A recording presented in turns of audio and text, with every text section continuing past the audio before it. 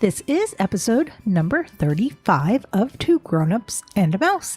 In today's episode, we will be talking about Epcot's Le Chef de France. Le Chef? Le Chefs. Either way, it's a restaurant located in the France Pavilion.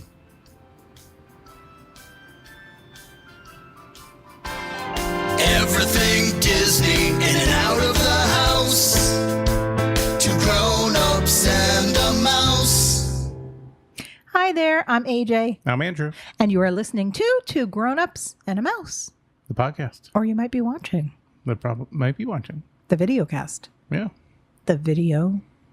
The blog. The vlog. Sure. You can find us on your favorite podcast system. If you haven't done so already, subscribe. We'll say it at the end. Let's get into the podcast. They don't want to hear all that blah, blah, blah. They want to hear good stuff. All right. So, we are going to talk about, is it Le Chef or Le Chefs? I don't speak French. I do not know. Well, gosh, I don't know either.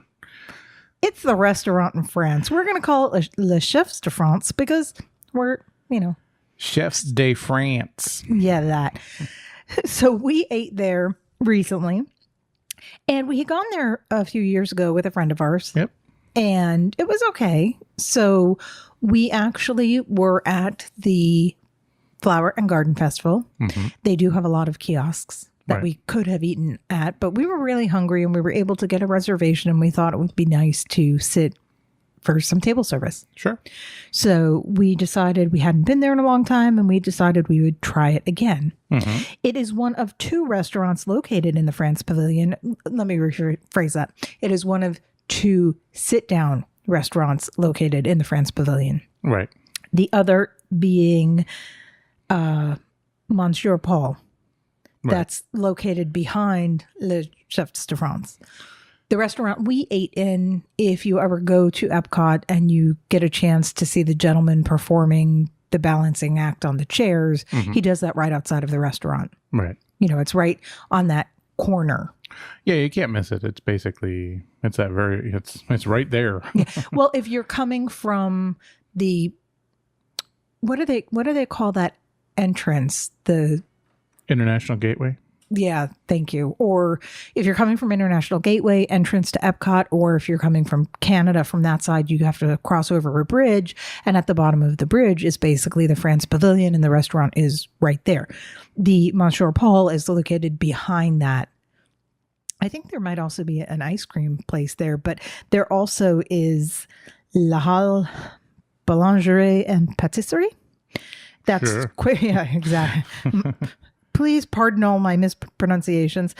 That is a quick service that features French pastries, but they also have soups, salads, sandwiches, along with wine, beer, champagne, and gourmet coffee.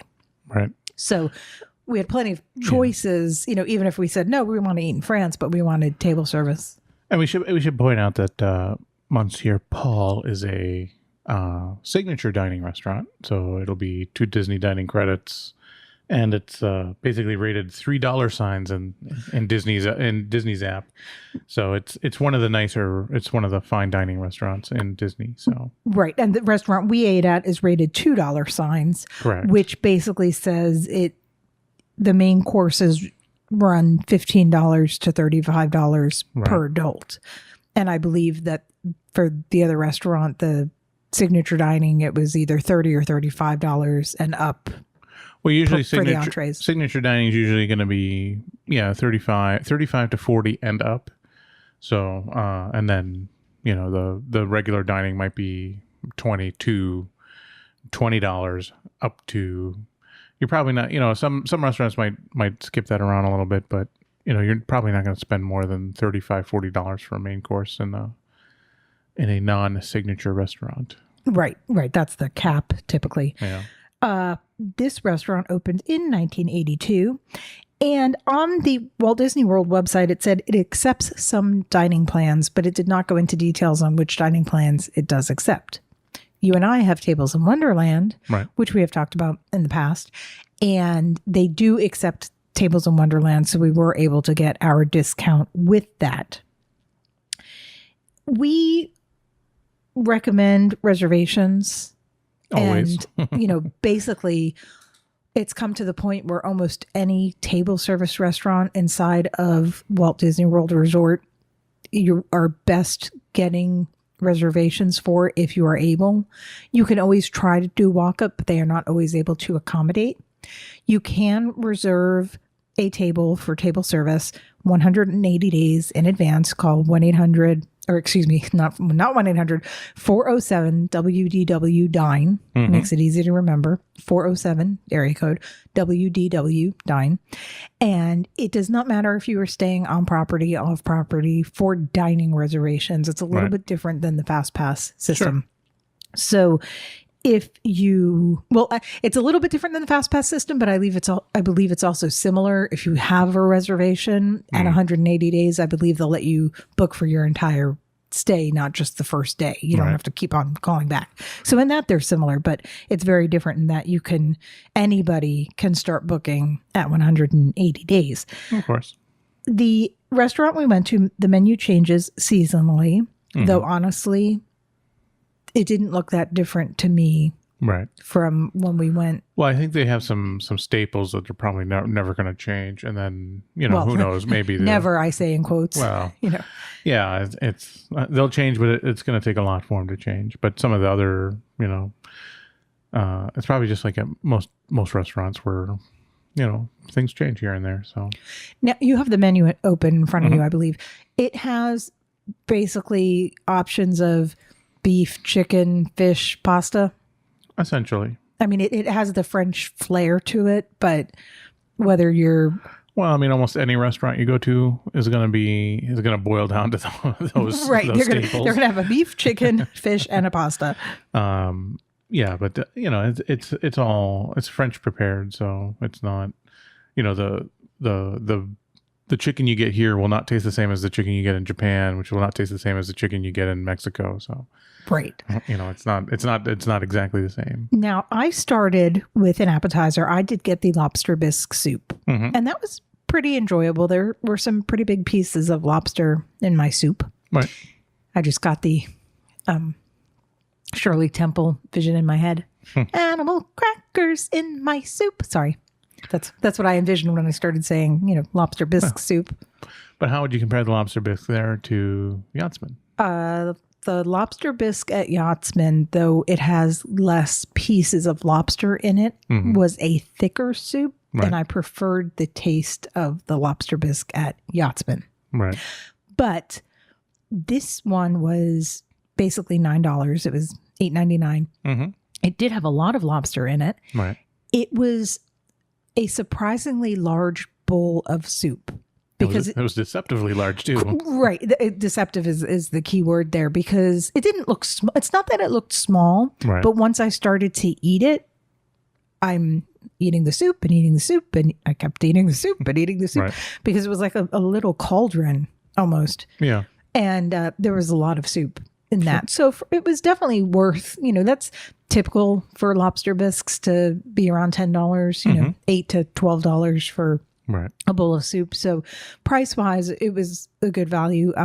But I honestly, it's funny because we talk about Yachtsman a lot. It is one of our favorite restaurants, and they have set a high caliber for us. Well, it's not also not fair to compare because the Yachtsman is a signature, but it kind of gives us a benchmark because this is not a signature restaurant, but it's on the higher side of normal table service. Right. But good is good. Yeah. I mean, you can go to McDonald's and get good fries if you like fries. You may like McDonald's fries better than fries that you get at an expensive restaurant. Sure. So that's why good is good. And it's not that the soup was bad. It's just that I prefer the flavor at Yachtsman. Or maybe it's just because I've had it at Yachtsman so often that that's what I hold the par for. Shortly after we sat down, we were given bread service, which is good to note because when we went to Sebastian's Cove Cafe, like the newer restaurant in Caribbean Beach, Sebastian's, the bread service there was not included. We paid separate for that. So we did get bread, and of course it was French bread. It was a little mini loaf of French bread. Yep. It was okay. I mean, you prefer French bread. Well, it's kind of a mini baguette but yeah, no, it was delicious because it's fresh. I mean, Right. And that's why I enjoyed it was the fresh part, but I'm not big on crusty breads and French bread just by its nature as a crusty bread. So it's, I did have a piece and I enjoyed it, but I just didn't eat too much of it because I don't prefer those breads that cut the roof of my mouth. Plus, I had the soup. You did not get an appetizer, so the bread was your appetizer. Basically. And I'm good with that because I love French bread. So. Right. But they do have a bunch of other appetizers, escargot, charcuterie plate. Oh, they have a delicatessen? Exactly. French onion soup. Of course they have French onion soup. It's a French restaurant. Go figure. And the French onion soup, I believe, is made with Gruyere cheese. What does it say? Yeah, topped with Gruyere. Because French onion soup, obviously, you top it with cheese. Well, and a piece of bread underneath it. Lobster bisque. There's a couple salads. Cheese board. So there's a good. They're all very. There's a couple of flatbreads, some smoked salmon. So yeah, there's a nice variety. Yeah. On there. And for my main course, I ordered the grain de macaroni, otherwise known as baked macaroni. Right. And that was made with Gruyere cheese. That was $18.99, and it is a larger bowl of macaroni and cheese. Oh no, it's a big bowl of mac and cheese. Right. And you had some of my mac and cheese. Yep. And you had the I did the grilled tenderloin. So what is it in French? Oh yeah, no, I'm not gonna even try that. The filet de beef grill. Yeah. Probably pronouncing that wrong. Sounds so right. sorry. Yeah. But yeah, the grilled tenderloin. Yeah. Green beans and potato gratin with it. So, and the steak was good. It was prepared right. It had the peppercorn sauce was a little more gravy-ish than I thought, but I didn't object to it. I don't like gravy. Right. So when they brought out your plate and I saw all the gravy all over it, I was like, yeah, that doesn't look appetizing at all to me. Well, but I just thought it was going to be a little bit of sauce. It was like the whole meal was submerged in sauce. But I did have a piece of that beef, and that it tasted fine. It was there was nothing wrong with it. But I also did taste your potatoes, which out of everything was probably my favorite item at the restaurant. The potato gratin was pretty good. I did not try the green beans. I don't know if you ate any of them or not. I had a few. I mean, they're green beans. So yeah, and those I like that they would look like they were prepared dry. Yes, because I prefer if they're going to put stuff on an item that they say that there's stuff on it. Right. I used to have that problem at a place I used to work. We served green beans, and sometimes they would hand them to me covered in garlic. And I'm like, I didn't order green beans and garlic. It just says green beans on the menu. It doesn't say green beans prepared in garlic. And that kind of bothers me. So I was happy that they did not put anything. Well, I mean, that gets difficult because otherwise then the menu turns into like 10 pages long as they describe everything. So right. But Disney is good anyway, because they always ask, are you allergic to anything? Yeah. Like as soon as you sit down, that's one of the first questions they say, welcome, how are you? Do you have any food allergies? Right. So always keep in mind if I'm not allergic, but I do not prefer things. So I do try and remember to tell them off the bat, or ask them, is this served plain? So that was nice that was served plain. We didn't get a dessert because we did go during Flower and Garden. Right. The reason we opted to sit at the table service restaurant was because it was the beginning of Flower and Garden. There were a lot of lines at the different areas, though our friends were there with us. We weren't really walking around with them, but they were there at the same time. And they did go to quite a few of the kiosks and said that the lines moved relatively fast. Well, we've seen that before too. We've experienced it too, like at Food and Wine stuff. Sometimes you get in a line, you'll be like, oh my God, it's going to be like 30 minutes before I get there. And it's 5 or 10. So right. Sometimes they look deceptively long, but they move along pretty fast. So. And we'll talk about our experience. We did talk in the last episode about pre-Flower and Garden. Now that we've been in a future episode, probably our next episode or the one after, we'll probably talk about what we saw while we were there. Right. But you and I were really hungry, and instead of going and waiting in line and then standing at a small table and dining on something, it was nice. Instead of snacking here and snacking there, we were able to sit down and have a full meal. Sure. But we did not get dessert while we were at the restaurant because that gave us the option of trying a dessert when we were walking around the park. Which is actually probably kind of stupid on our part, because if there's one thing the French do really well, it's desserts. So don't they have isn't that creme brulee French? There's a plain, just the one that you want most out of any of them, a plain vanilla creme brulee, which is exactly what you want. You don't want any of the fancy crap, just plain. But they have chocolate layer cake with chocolate mousse, apple tarts. There's a cream puff filled with chocolate mousse, covered in chocolate sauce with some chocolate ice cream. That probably would have been our favorite part of the meal, but honestly, we thought, no, we're going to save room for everything in the festival. Right, exactly. But maybe one day we'll just make a reservation and go in there just for dessert. Well, the other thing is we're both trying to kind of quasi sort of watch what we're eating, and then stuff like that is very... We watch it as it goes in our mouth. That's how we watch what we eat. Yeah, usually, but those things are bad.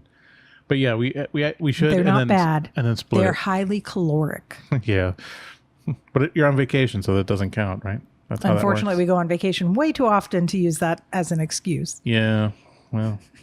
Ironically, we did walk the festival, and we did not end up getting anything else from anywhere. Yeah, that's true. So it's not. It wasn't all bad. Right. Well, but either way, they do offer a 3-course meal. I don't think we took a picture of the menu. And the price is not online. I did not notice it.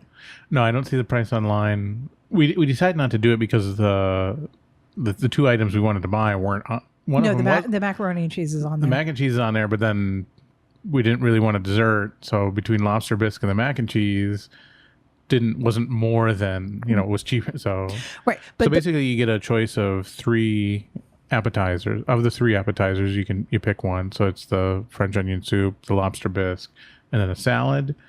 And then for the entree, you have a choice of 4 of the ones on the menu. So there's a braised beef linguine, salmon fillet, roasted chicken, and then the mac and cheese.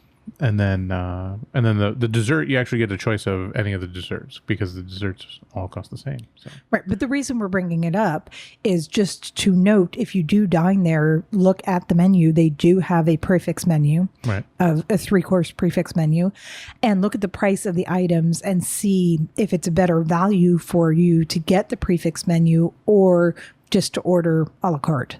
Oh, yeah, of course. For us, in this particular case, we ordered a la carte. We think that the last time we went, we might have done the prefix. I think you did the prefix, and then I did, because last time I did the mac and cheese. So I'm much more of a mac and cheese connoisseur than you are. So, and again, Yachtsman has spoiled me on that. This mac and cheese, it wasn't bad. It was not bad. But when we go to Yachtsman, sorry that we keep on talking about that, they have a truffle mac and cheese. Right. And that truffle oil or truffle salt or truffle flavoring that they add really changes the flavor.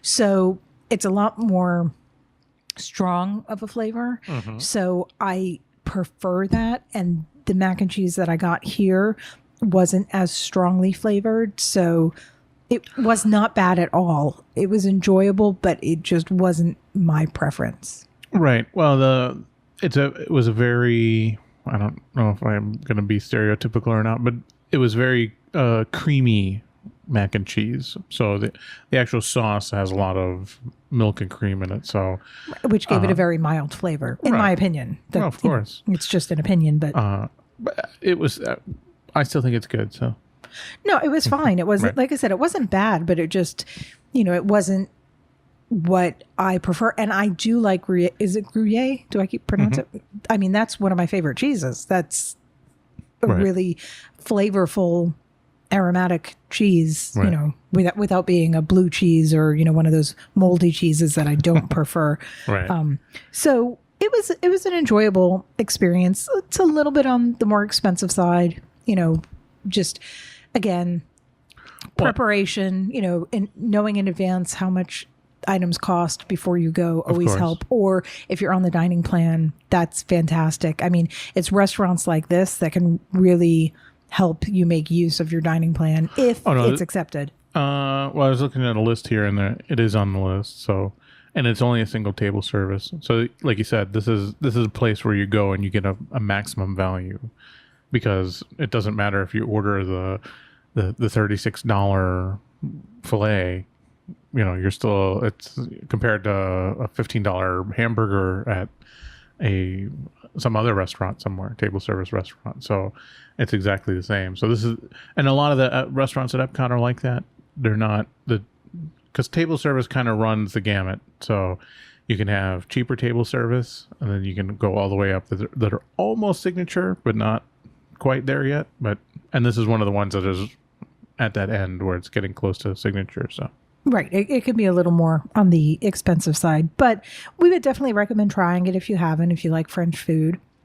They have a definite, good assortment. And it's a good way to experience if you've never had French food, but you're maybe a little afraid to try French food. French food? French food. If you're a little afraid of trying French food because, you hear about escargot and it's snails or it's frog legs or whatever else, here you can get a taste of French, it's prepared in a quote unquote French way of, normal food. I mean, they still have escargot in the menu, but I mean, you can get a chicken breast that's, prepared in a French style. So you can kind of work your way up to going to Monsieur Paul. Right. And something that we should mention, because we didn't, if you have gone to Epcot, you might have noticed this before. The waiting area to get into this restaurant is outdoors. They don't really have an area up front where you can stand and wait for your table. We got very lucky. We made the reservations same day. Mm-hmm. We walked over there, gave them our name, and there was only one party sat before us, and then we were sat down, I believe, 5 minutes before our reservation time or right out of reservation time.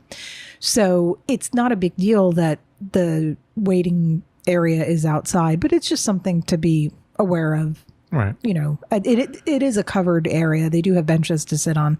They actually have a large number of benches to sit on. Yeah. And actually that's one of our tricks to get into places at last minute, is because our reservation wasn't until almost 2:00 in the afternoon. So that's usually after the lunch rush, but before the dinner rush. So it's usually a little, I'm not going to say it's dead, because the restaurant actually was, basically probably 98% full at any given time. So, but that's a way that you can sometimes sneak in a reservation. You fire up the app, you go look at something at 2:00 and boom, you go. But of course, that means you have to eat breakfast later, and then because your lunch is going to be late. So, but it works quite well.